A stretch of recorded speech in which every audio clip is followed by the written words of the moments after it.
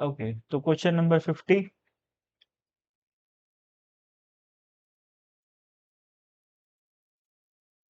अरे भाई ये क्या हो गया? हाँ, तो क्वेश्चन नंबर 50 क्या लिखा है भाई? A dumbbell consist of two identical small balls of mass 1/2 kg each connected to the two ends of a 50 centimeter long light rod। तो एक लाइट रॉड है ऐसे, ठीक। और इसमें टू आइडेंटिकल स्मॉल बॉल लिखा हुआ है। स्मॉल बॉल मतलब वो जानबूझ के लिख रखा है, क्यों? क्योंकि अपने को पॉइंट मास मानना है।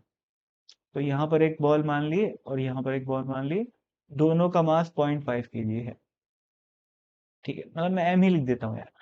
ठीक है, ये एम आ गया और यहाँ पर एम आ गया।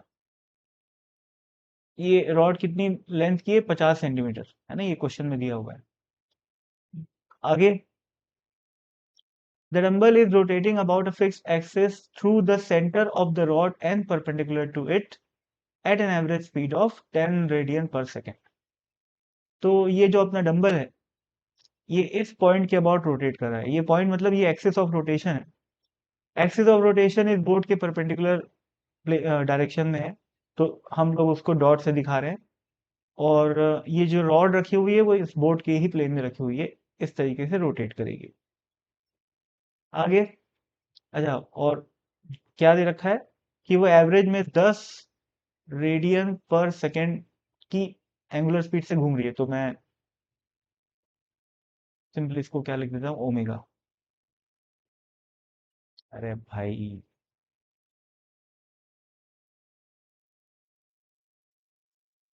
ओमेगा, ठीक। अब क्या लिखा भाई देखो, an impulsive force of average magnitude 5 Newton acts on one of the masses in the direction of its velocity for 0.1 second। impulsive force लग रहा है किस डायरेक्शन में? In the direction of its velocity, यानी कि impulsive force कुछ ऐसे लग रहा है, ठीक। और कितना लग रहा है भाई ये? उसका कुछ एवरेज दे रखा है, उसको मैं एफ मान लेता हूँ। एवरेज में उसका 5 न्यूटन का मैग्नीट्यूड है, ठीक है। और कितनी देर के लिए लग रहा है भाई? टी टाइम के लिए। टी की वैल्यू भी अपने को दे रखी है 0.1 से। तो ये क्या हो गया? ये हो गया अपना रोटेशनल इंपल्स, एंगुलर इंपल्स। और मैं फिर से भूल गया हूँ कि एंगुलर इंपल्स को किससे रिप्रेजेंट करते हैं। मेरे ख्याल से जे से करते हैं, या एक मिनट में देख के बताता हूँ।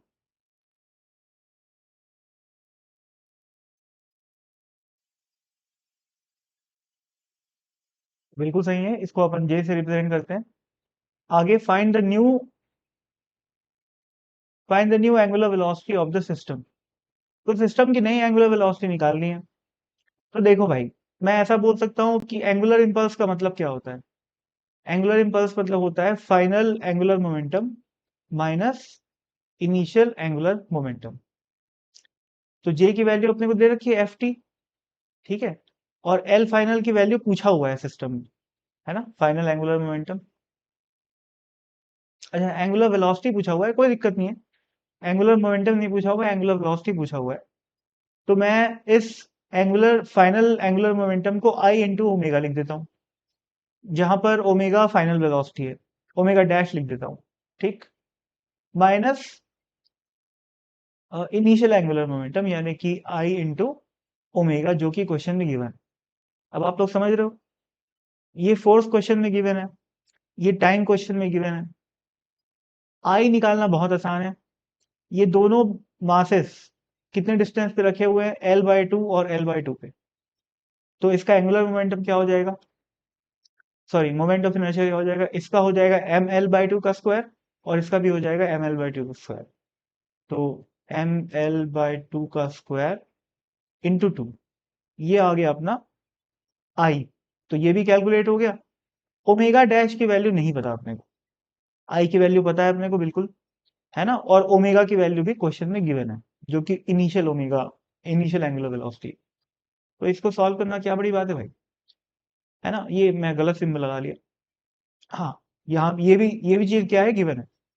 तो इस इक्वेशन में केवल क्या अपने पास ये है? ओमेगा डैश, जो कि अननोन है। तो सॉल्व कर लो भाई। वैल्यू पुट करो, आंसर आ जाएगा। ये करना आप लोगों का काम है।